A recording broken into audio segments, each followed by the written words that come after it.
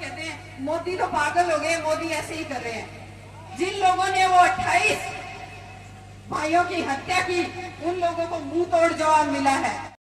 आप लोगों ने देखा है कि इतिहास को तोड़ा मरोड़ा जाता है, हर बार इतिहास के पन्नों को गलत तरीके से उल्टा जाता है, अलग तरीके से बताया जाता है। लेकिन ये इतिहास किसी कलम का मोहताज नहीं है। इतिहास हमारा तलवारों से लिखा गया था, हमारी गर्दन काट के उस खून से लिखा गया था, वो इतिहास है हमारा। इसमें अगर एक दो लोग उल्टा सीधा बोल देते हैं, मैं तो कहती हूँ हाथों हाथ जवाब दिया करो, आंदोलन की जरूरत ही नहीं पड़ेगी। हम लोग विचार विमर्श करते रहते हैं कि आज उसने ये गलत बोल दिया, आज उसने ये गलत बोल दिया। अरे गलत बोल दिया, हमने भी सुना, लेकिन जब गलत बोल के निकलता है उसको हाथों हाथ जवाब दो ना, रसीद दो उसके गाल पे अच्छा सा, ताकि बोलना तो क्या, हमारे समाज के बारे में बोलने से पहले 4 बार सोचे कि मैं ये बोल दूंगा तो मेरे साथ क्या होगा। आप लोगों ने देखा होगा कि सामाजिक मुद्दे उठाने वाला हर भाई, चाहे अभी मंच पे हम देखिए मेरे ससुर भी हैं, चाहे गुड्डा जी लगाइए, चाहे मनोहर सिंह घोड़ीवाला लगाइए, ससुर के समान है मेरे। लेकिन मैं कहती हूँ कि जब भी चाहे कोई भी खड़ा हो जाए और जब ये लोग भी खड़े हो, तो मैं कहती हूँ बिना सोचे समझे पूछ जाया करिए और लड़ाई में साथ दिया कीजिए। अकेले से लड़ाई कभी नहीं लड़ी जाती, लड़ाई 1000 इकट्ठे होते हैं तब लड़ाई शुरू होती है। हाँ, हमारे अंदर एक मिसाल जरूर होनी चाहिए कि वो मिसाल अगर जगेगी तो हम सब उजाड़े में आकर के एकत्रित हो जाएंगे, वो मिसाल बन करके रहेगी। लेकिन उस मिसाल के लिए सबको एकत्रित होना जरूरी है। आप लोगों ने देखा होगा हमारी कमजोरी लोग देखते हैं, क्यों देखते हैं? क्योंकि हम एकत्रित नहीं होते। अगर आपको गलत बोल दिया जाता है, हमारे परिवार से लगा लीजिए कि अगर परिवार के पड़ोस में कोई बस रहा है उसको गलत बोल दिया जाता है, तो मैं कहती हूँ पढ़ने तो ना पढ़े को क्या लेना है, ये उनका मैटर है, अपन क्यों बीच में पड़े। होता है ना, यही तो होता है। लेकिन जब उस परिवार को देख करके हम 4 परिवार उसके साथ खड़े हो जाएंगे, तो गारंटी देती हूँ आपको तो क्या, उस परिवार को भी छेड़ने वाला कोई नहीं होगा। आज विश्व युद्ध छिड़ा हुआ है। आप सबने देखा होगा कि सरकार गाइडलाइन पे गाइडलाइन दे रही है, कभी घरों की लाइटें बंद होती हैं, कभी आदेश आते हैं कि आप अगर ये ऐसे होगा तो ऐसे करना है, ऐसे होगा तो ऐसे करना। कई लोग कहते हैं मोदी तो पागल हो गए, मोदी ऐसे ही कर रहे हैं। तो मैं ये कहती हूँ मोदी पागल हुए ना हुए, लेकिन आपके अंदर दिमाग तो होगा ना, वो तो पागल नहीं हुआ। आप अपनी विवेकशीलता से सोचिए ना कि अगर विश्ववार में अगर नागरिकों को, अगर एक आम जनता को कुछ हो जाता है तो किस पे शासन करेंगे ये मोदी? मोदी कोई गलत नहीं कह रहे। आज मैं बता देती हूँ, मैं किसी पार्टी के पक्ष में नहीं हूँ।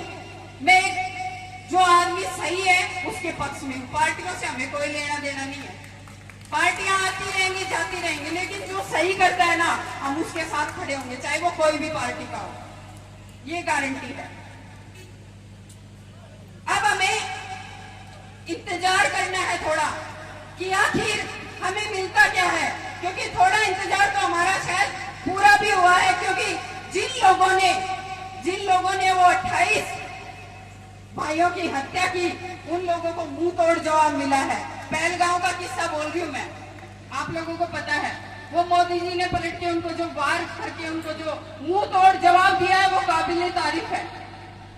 और ऐसे ही मैं कहती हूँ, ऐसे ही वीर योद्धा अगर मेरे भारतवर्ष में पनपते रहे तो हम किसी के बस में आने वाले भी नहीं है। आप लोगों ने देखा होगा कि महाराणा प्रताप जी जब हमारे देश की धरती पे जब उन्होंने जन्म लिया था, तो आज ये भारतवर्ष उन्हीं की वजह से टिका हुआ है, आप लोग भी जानते हैं। और समय समय पर ऐसे ही वीर महापुरुष जन्म लेते भी रहते हैं, चाहे वो किसी भी रूप में आ जाए। आप लोगों ने देखा होगा कि महाराणा प्रताप जी के बाद में सुखदेव सिंह जी गोगामेडी आए, जिन्होंने सारे सर्व समाज को और क्षत्रिय समाज को एक दादन पर ला करके बिठा दिया। बस वो कड़ी और वो माला हमें पैरों की रखनी है, उसके मणिये अभी टूटने नहीं देने हैं। वो माला अगर टूट गई तो हम फिर से बिखर जाएंगे और जो उनकी जो मेहनत है वो आपको पता है ऐसे ही धूमिल हो जाएगी। जब सुखदेव सिंह गोगामेड़ी की बात करूं तो मैं बताती हूँ कि जब वो इस फील्ड में आए थे, करणी सेना के फील्ड में, उस वक्त जब 10% आरक्षण की लड़ाई हुई थी तो मार काट धाड़ ऐसे हो रही थी। लोग कह रहे थे अरे ये पागल हो गया, आर्थिक आधार पे 10% आरक्षण तो मिल ही नहीं सकता।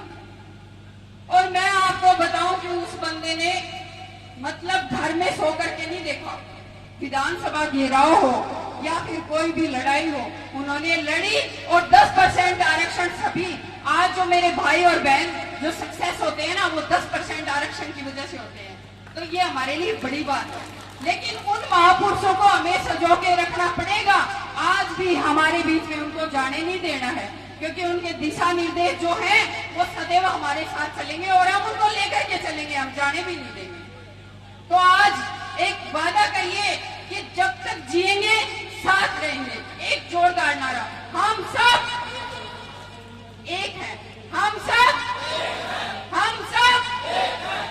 बोलो महाराणा प्रताप की, बोलो महाराणा प्रताप की जय, शिवा सरदार की जय, राणा प्रताप की जय, शिवा सरदार की जय, शिवा सरदार की जय, भवानी सभी को जय माता दी को।